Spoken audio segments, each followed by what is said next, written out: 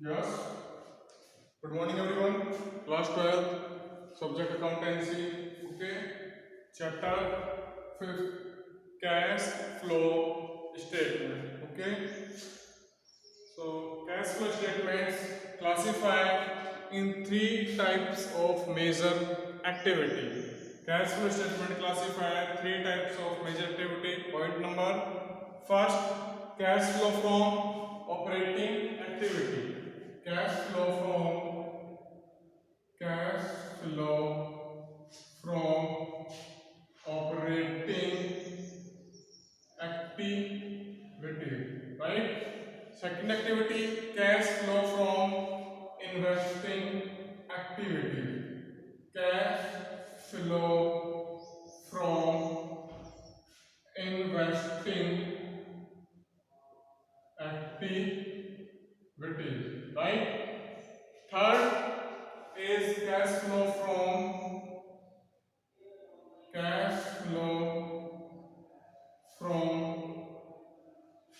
financing activity. Okay, everyone. So chapter number 5, cash flow statement is classified in three major activities. Okay, cash flow from operating activities, cash flow from investing activities, cash flow from financing activities. Right. So today we will discuss activity number 1, cash flow from operating activities. Focus on your screen. Okay. So start this activity. Net profit before tax and extraordinary item. आपके पास इस chapter में 2 year के data given होंगे, previous year और current year. 2 year के data given होंगे, previous year and current year. Clear है यहाँ तक सभी को? फिर क्या करना है आपको, उस डेटा को यूज कैसे करेंगे वो इस एक्टिविटी में हम डिस्कस करेंगे। Yes everyone, clear? सो देखिए, फर्स्ट आपका net profit before tax and extraordinary item. So आपके पास 2 ईयर का प्रॉफिट गिवन होगा बैलेंस शीट में। आपको क्या करना है, दोनों प्रॉफिट्स को कंपैरिजन करना है और डिफरेंस को क्या कर देंगे हम यहाँ पे मेन कॉलम में शो करेंगे प्रॉफिट को।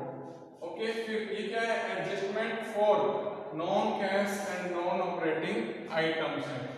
ओके, कौन से? ये जो स्क्रीन पे गिवन है, item to be added, right? Item to be added, क्या क्या आइटम ऐड करेंगे हम? Depreciation, goodwill, patent, trademark, amortise means write off. Goodwill है, पेटेंट है, ट्रेडमार्क है, अमोर्टाइज है, इनको क्या करेंगे हम? राइट ऑफ करेंगे, तो उसका अमाउंट हम यहाँ पे ऐड करेंगे। Is it clear? यस या no? Interest on bank overdraft, right? Interest on bank overdraft. So इसी तरीके से इस सीरीज में कुछ आइटम्स हैं जो कि आपकी बुक में पेज नंबर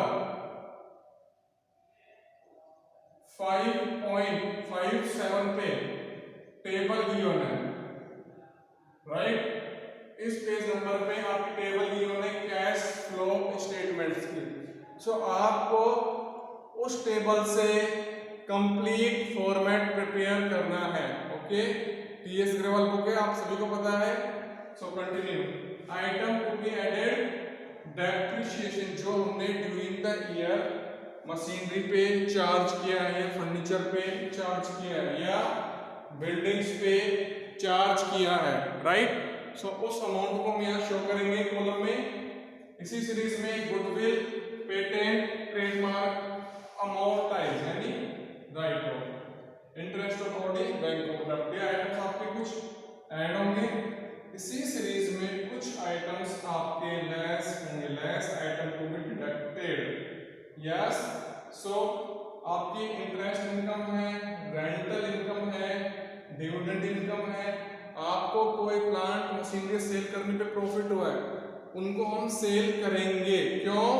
क्योंकि these income are not related routine activity from business या operating activity from business.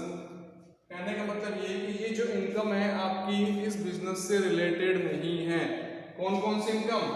Interest income, rental income, dividend income, gain on sale of fix assets. ये इनकम क्या है, आपकी रूटीन बिजनेस से related नहीं है, सो हम इन इनकम्स को क्या करेंगे, लेस करेंगे। ठीक है, फिर आपका क्या निकल के आएगा, operating profit before working capital changes. हमने वर्किंग कैपिटल के चेंज करने से पहले सर्टेन प्रॉफिट फाइंड आउट कर लिया है। अब इस प्रॉफिट में क्या करेंगे, हम कुछ एडजस्टमेंट्स करेंगे regarding current assets and regarding current liabilities. क्या करेंगे, इस प्रॉफिट में सम एडजस्टमेंट करेंगे regarding current assets, regarding current liabilities. Okay, so current assets में अगेन ऐड करेंगे decrease in current assets. Means आपने कोई करंट असेट्स सेल की है तो मींस आपके पास वो फंड आया है, राइट, सो उसको स्टेटमेंट में हम ऐड करेंगे।